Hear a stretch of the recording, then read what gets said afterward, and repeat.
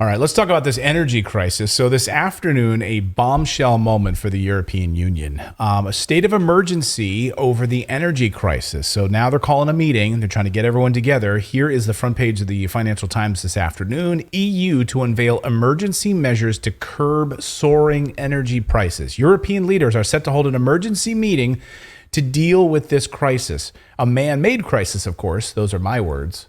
A man-made crisis of their own choosing. They didn't have to sanction Russia and cause their own destruction, but they decided to do that. That's exactly what they did. Newsflash, they are already in a recession. Listen to this afternoon. Right now, I mean, as far as Europe's headed into a recession. I mean, if you look at power prices across the Europe, not just the EU. I mean, they're literally we're not even at winter yet, and they're hitting an energy crisis. So they're definitely headed towards a recession. Yeah, they're heading. So think about that. We're like, it's still hot as shit outside, so we're not even. So now you have people like so worried about buying up firewood right now in Germany, getting as much of their hands on they can as wood stoves, because they know winter is coming, right? And so of course they're also dealing with a drought too. So if it's like, how can we be dealing with both things at once? How are we dealing with this worrying about deep freeze, not being able to heat our homes, and yet it's ridiculously hot outside, and our water table has dropped so much that we've had a drought that we haven't seen in 500 years. That's the drought that they're dealing with. So much so that The Guardian this afternoon published this piece that Britons need to be less squeamish about drinking water from sewage, says the agency head. Well, actually, okay, but that's an extreme headline. But there is a lot of innovation in recycling, urine and I read a whole book about it. Okay. Unquenchable. So sell us on this. I'm not selling you on this. I'm saying that we need to understand more long-term solutions, and that there is technology that can filter human waste. Bear Grylls already sold me on that. Right.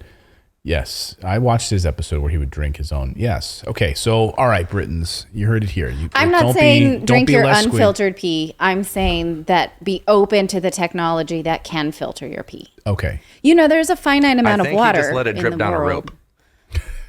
I think he did. Yeah. Or he put it through a t-shirt, right? Yeah. So there you go. But this is what we need to do, right?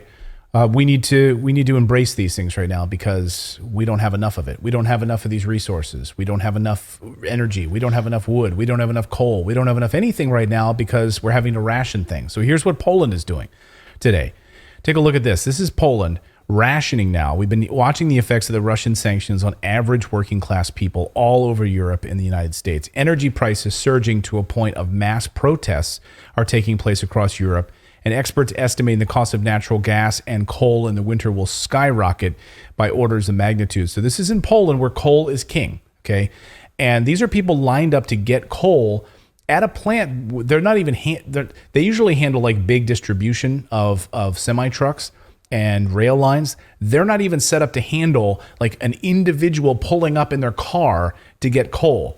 So these people have been waiting for days, sleeping in their cars just to get coal from this power plant. And they're saying there's a black market that has emerged as a result of it. Do we have the soundbite of the black market? Did I play that? Is it run by Santa Claus? Yeah, I didn't put it in there. Yeah, we have it. That? Okay, go ahead and play this. This is, it's gotten so bad that the entire black market has emerged where people are filling up their cars and then selling the coal at a higher price on the black market in Poland. Watch. Yesterday, on Thursday, we launched a point for small coal buyers, up to 6 tons, but it is also needed to mention the formalities. We have introduced a 2-step formal path in order to eliminate situations where people were coming here, taking a spot in the queue, and selling it to someone else or trading the coal illegally later. Oh my gosh. I mean, look at that. So people are lining up for days, sleeping in their car. And they're like, we're terrified. We have no, and they're saying like, we don't have, there's no other mechanism for us here in Poland to survive. Coal is it. Coal is it. Now let's put up this Britain heating full screen if you have it there. So nearly 1 in 4 adults in Britain plan to never turn on the heat this winter, according to a new poll.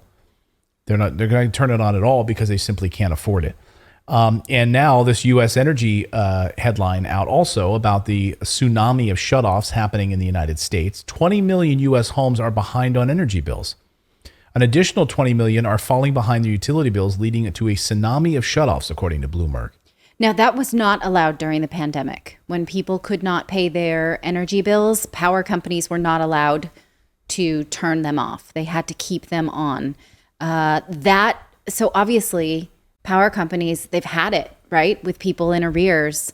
They're not going to just keep these homes connected anymore after 2 years. So, I mean, you just look across Europe, though. I mean, what's so troubling, when Poland produces over 50 million tons from its own mines every year, imported coal, much of it from Russia, much of it, almost all of it from Russia, is a household staple because of competitive prices and the fact that Russian coal is sold in lumps that are more suitable for home use. So, I mean, you have this black market, emerging. And I was looking at some different tweets today from some different Polish individuals saying this. So here's coal tweet number one. My girlfriend is Polish. I'll be there this winter. 90% of normal people in Poland rely on coal now to heat their homes. My girlfriend's family included. Most in the country don't have central heating and air like we do in the States. Houses won't be able to afford heating their homes above 60 degrees. Robert says this. This is what happens when the elite wants to start World War III and keep the masses living in fear. Right, because it's all right for some. People who have money will be able to keep their homes warm enough. But cold kills far more people than heat does every single year. And will the media pick up on that the same way that it has for all of the heat wave related deaths? Probably not. Right. It's really, really sad. And you think about the elderly people who can't afford it. They're, on fixed income who just can't, they can't go into leave debt. to go get it. Right. Yeah. Well, so that's what's happening in Poland on this black market. There are people that they know that there are people that can't get in their car and go. So you have you have multiple individuals that are pulling up in their hatchback, like small car. And they're bringing the paperwork for their other family members that are elderly that can't come and get their own coal. And they're like, we've been camped down here for 2 days. We hope they'll accept the paperwork of my family members. They can't come. Otherwise, I'm only getting it for myself. And then that's it. And I'm not going to be able to, they have to share with their family, of course. But they're putting the coal in their trunk of their little Subaru hatchback. How long is that going to last you in your home? Here's another tweet. Russia has gas. If boycotting Russian gas was driven by care for humanity, the Democratic Republic of Congo, minerals, and others from most parts of Africa would be boycotted too. Yeah. Think about that for a minute, right? Let that sink in. Right. Think about all of the ways in which we get those minerals and through all sorts of horrible means, right? The imperial powers do. So we would boycott all of that stuff too.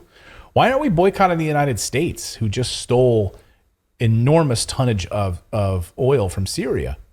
Again, why are we choosing our boycotts here? Here's the German Google searches. Take a look at this. This is German Google searches for firewood right now. This is for Brennholz, which is firewood in German. They've exploded over the last couple of months as people are trying to figure out, where can I get firewood right now? Since we're not going to have gas, we're not going to have coal, so I need to get some firewood, and it's sold out everywhere, or it's up 30% in cost to buy beech wood right now. So this is why the European Union is holding an emergency meeting and set to meet and trying to figure out what to do. It looks like the European Union is going to try to put together a package of some sort of incentives to help European people right now with, I don't know, money, and I don't know what sort of tax breaks. I don't know what. So this is awful. Unless they're going to deliver coal right to their house, they're going to be cold. That's great that you're going to do a money package to people, but at the end of the day, they still don't have the physical thing to heat their home. Right. So you might send them a check. That's why I always think it's so stupid.